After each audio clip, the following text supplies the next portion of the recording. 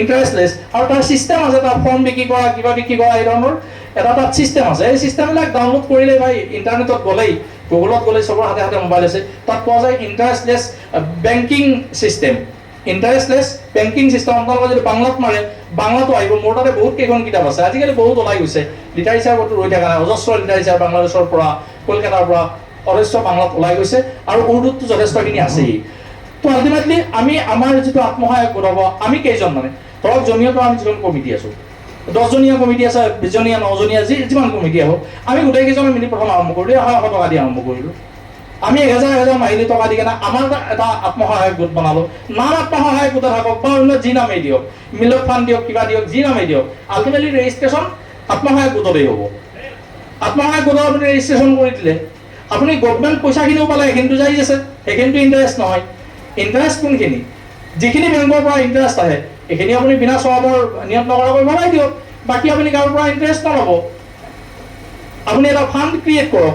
এই fund create কৰাৰ পিছত হ'ব কি, যিটো তেজপুৰত তেওঁলোকে কৈছে 10জন নে 12জন আলিম লগ লাগি তেওঁলোকে তেজপুৰত কৰিছিল, পইচা জমা কৰিছিল, ইণ্টাৰেষ্টলেছ কৰিছিল, আৰু আজিৰ দিনত তেওঁলোকৰ প্ৰায় 30 লাখ মান, 20 লাখ 30 লাখ টকা জমা হৈছে।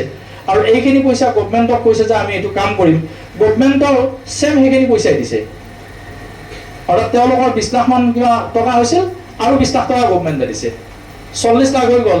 এই 40 লাখ টকালৈ তেওঁলোকে এক টুকুৰা মাটি লৈছে, আৰু মাটিখিনি লৈ গৈ বেংকৰ ওচৰত চাপিছে যে আমি এটা নাৰ্ছিং হোম কৰিব খোজোঁ, আৰু বেংকৰ লোন দিছে 1.5 কোটি নে 2 কোটি টকাৰ। তেতিয়া তেওঁলোকে তাতে নাৰ্ছিং হোম আৰম্ভ কৰিছে।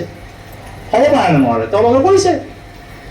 আমাৰ মহল্লাখিনিও যদি তেনেকৈ কৰে, 10জন মহল্লা লগ হৈ, আমি এনেই আড্ডা মাৰি ঘূৰি ফুৰোঁ, এনেই কিবা কিবি, আমাৰ মহল্লাখিনিও যদি লগ হৈ কেনে তেনেকৈ কৰে, তেতিয়াহ'লে মহল্লাখিনি উপকৃত হ'ব পায়।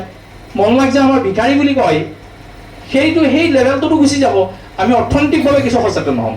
গতিকে সেই কথাটো কোৱা হৈছে কোঅপাৰেটিভ ছ'চাইটিৰ জৰিয়তে ব্যৱসায় কৰাৰ ব্যৱস্থা কৰা। ইয়াৰ পিছতে যে ঘৰুৱা হস্ত আৰু ক্ষুদ্ৰ শিল্পৰ ৰেৱাজ, ঘৰত যিবোৰ ক্ষুদ্ৰ শিল্প হয়, উদাহৰণ হিচাপে কৈছোঁ দেই, উদাহৰণ হিচাপে খুব বেছি দাম নহয়, আজিকালি এই যে কাগজৰ গ্লাছ আৰু কাগজৰ বাচন বনাই নহয়, য'ত আমি ভাত খাওঁ, ঘৰে ঘৰে চলে। মাইকী মানুহবিলাকৰ এনেকুৱা হৈছে, মহিলাসকলৰ ঘৰত এনেকুৱা হৈছে যে তেওঁলোকে বাচন ধুবলৈ টান পায়।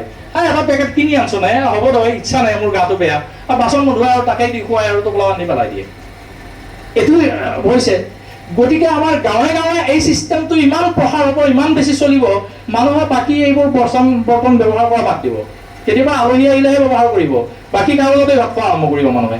এনেকুৱা পৰ্যায়লৈ আহিছে। গতিকে এই বনোৱা বস্তু যিটো মেচিন, এইটোত বেছিতকৈ বেছি 7,000-ৰ পৰা 12,000, 13,000 টকা এটা মেচিনৰ দাম। জমিয়তে যদি ইচ্ছা কৰে, দুজন ভাল ধনী মানুহ যিসকলে দান দক্ষিণা কৰে, তেওঁলোকক যদি এটা গ্ৰুপ বনাই দি কয়, বা আপোনালোকে কেইটামান মেচিন কিনি দিয়ক, 10টা মেচিন এইবছৰ আমি কিনিম, 10টা মেচিন কিনি যদি 10খন গাঁৱত দিয়া হয়, বা মেচিনটোৰ ভাড়া আমাক ইমান কৰি দিব লাগিব, বাকী তুমি কাম কৰা, মেটেৰিয়েলছখিনি আনি দিলে আৰামছে কৰিব পাৰে। সেইবিলাক হ'ল ঘৰুৱা শিল্প।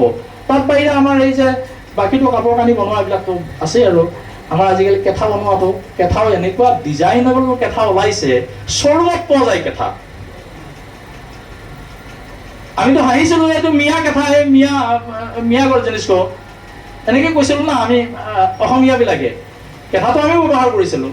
শ্ব'ৰুমত পোৱা যায়, একদম ছফিষ্টিকেটেড কেঁথা ওলাইছে, আৰু ঘৰতে বনায়, ইমান ধুনীয়া মতে বনায়। আৰু চিলতি এলেকাত গ'লেতো তাতে দেখোঁ ইমান ধুনীয়া জাইনৱাজ বনাইছে কেঁথাৰেই।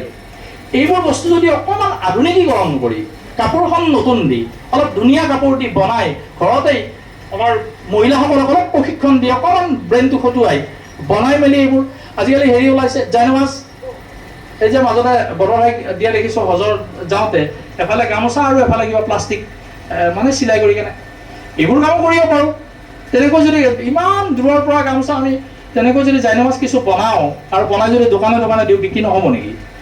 এনেকুৱা ধৰণৰ যিবোৰ কাম, এইবিলাকক আমি ঘৰুৱা কামবিলাকক প্ৰমোট কৰিব লাগে। এইখিনি হ'ল আমাৰ জমিয়তৰ টোটেল মূল কাম। ইয়াতে এটা গ্ৰেডিং ছিষ্টেম আহিছে, যে জমিয়তৰ যি 5টা কাম দেখুওৱা হ'ল, 5টা কামৰ ভিতৰত তলত লিখা আছে, আপুনি চাওক, মক্তব স্থাপন অপৰিহাৰ্য।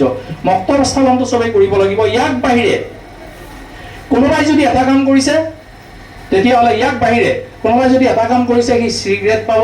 কোনোবাই যদি 2টা কাম কৰিছে, তেতিয়াহ'লে সি B গ্ৰেড পাব। কোনোবাই যদি 3টা কাম কৰিছে, তেতিয়াহ'লে সি A গ্ৰেড পাব।